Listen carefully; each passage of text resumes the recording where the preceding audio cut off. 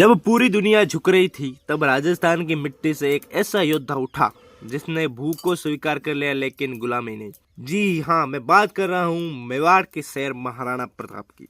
इतिहास में कई राजा हुए लेकिन महाराणा प्रताप वो नाम है जो हार कर भी कभी झुका नहीं।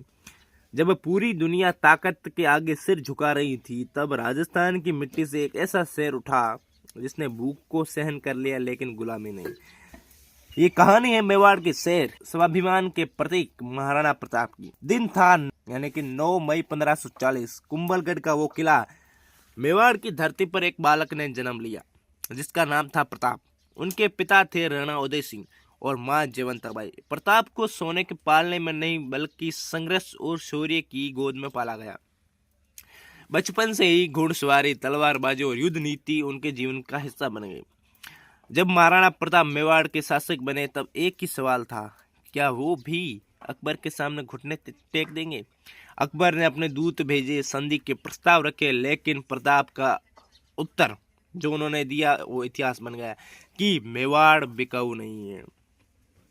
साल 1576 हल्दी घाटी। एक तरफ अकबर की विशाल सेना तो दूसरी तरफ महाराणा प्रताप और उनके गिने चुने सैनिक।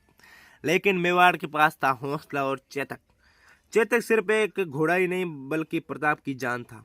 युद्ध भीषण था, धरती खून से लाल थी। चेतक घायल हुआ लेकिन अंतिम सांस तक अपने स्वामी को सुरक्षित ले गया। जब चेतक गिरा तो महाराणा प्रताप रोए नहीं, उन्होंने कहा, मेरे दोस्त तू अमर हो गया। आज भी चेतक के राजस्थान की आत्मा में जिंदा है। युद्ध के बाद महाराणा प्रताप राजा नहीं रहे, वो बन गए एक संघर्षरत योद्धा। जंगल, वो घास की रोटियां, अपनी पत्नी और बच्चों को कष्ट, लेकिन प्रताप कभी अकबर के आगे सिर नहीं झुका और उनका ये संघर्ष रंग लाया। महाराणा प्रताप ने मेवाड़ के कई किले वापस जीते, बिना झुके, बिना समझौते। महाराणा प्रताप मर सकते थे लेकिन गुलामी कभी नहीं करते।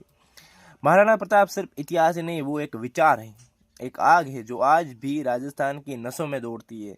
अगर आपको महाराणा प्रताप की ये कहानी दिल तक लगी है तो इस वीडियो को लाइक कीजिए, चैनल को सब्सक्राइब कीजिए, क्योंकि अगले वीडियो एपिसोड में हम मिलेंगे एक और ऐसे वीर से जिसका नाम सुनकर दुश्मन कांप उठते थे।